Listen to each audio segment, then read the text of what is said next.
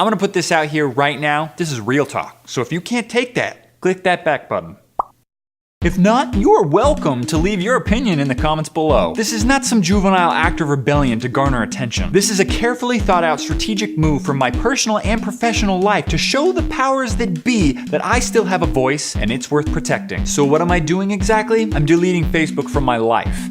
Permanently. And you should too. Recently, you may have noticed a new feature incorporated into the Facebook mobile app called listening. This grants Facebook the permission to use your microphone on your smartphone. So when you're posting a status, your phone will start listening in on what's going on in the background so it can filter out conversations and then correctly identify music and TV shows, and then it'll just put it on your status at the end. Facebook claims that these recordings never leave your phone. Lies. You think me stupid, Facebook? The only way that you can correctly identify a song is by sending that data to external servers for processing. So if the recording never leaves my phone, that means that all the processing is done on my phone, which it isn't. And that during this request, my phone doesn't need to be connected to the internet, which it does. And that my phone magically has petabytes and petabytes of data pertaining to every single song and TV show on the planet, which it can't. So what are you doing with that aggregated data, Facebook? Selling it to the highest bidder? Actually, truth be told, I'm super excited about this feature because honestly, for the past 20 minutes, I had no idea what I was watching or listening to, and I really don't have the mental power to type it out myself. But don't worry, the app's not always listening,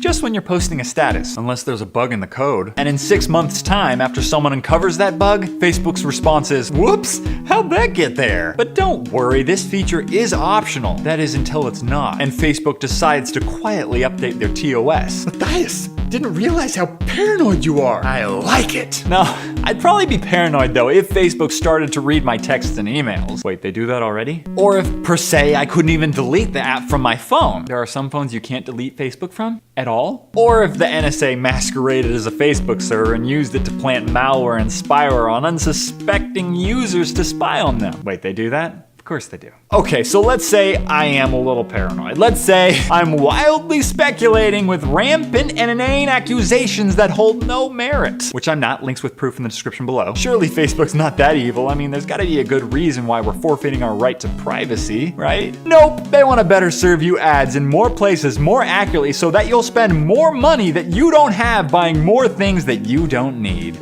No thanks, I'm good. Facebook and the NSA might be listening, but they're not listening. You think they care what an average dude like yourself has to say? Either way, it's against the Constitution and violates my rights as an American citizen. Well, I got nothing to hide. Neither do I, but what we still do have is rights. Rights that people have died to give us. Forfeiting those rights for tailored ads or security is about the silliest thing you can do. If you give up your right to privacy to help the government fight for that right, you eliminated the need for that fight because you no longer have that right. It rhymes. People shouldn't be afraid of their government. Their government should be afraid of their people. V for Vendetta. A movie that you might want to check out, as well as some others in the description below, that show the ramifications of the path that we're headed down. Deleting your Facebook account won't all of a sudden fix everything, but what it will do is start a conversation about what we find important and how we can protect that. Again, in the description below, there are some links that you can use to educate yourself and protect your privacy. But honestly, let's take a step back. Okay? Let's pretend that Facebook is one of your friends that you trust with your life. And then you learn that your best friend has started to store photos of you and all your text conversations and every site you've ever been to and now is recording everything you say. If you're telling me you wouldn't end that relationship, you're lying to yourself and me. But guess what? Facebook isn't that friend. It's the creep who lives under the bridge that now has all of your precious information and he's selling it to other creeps under other bridges. So let's step back even farther.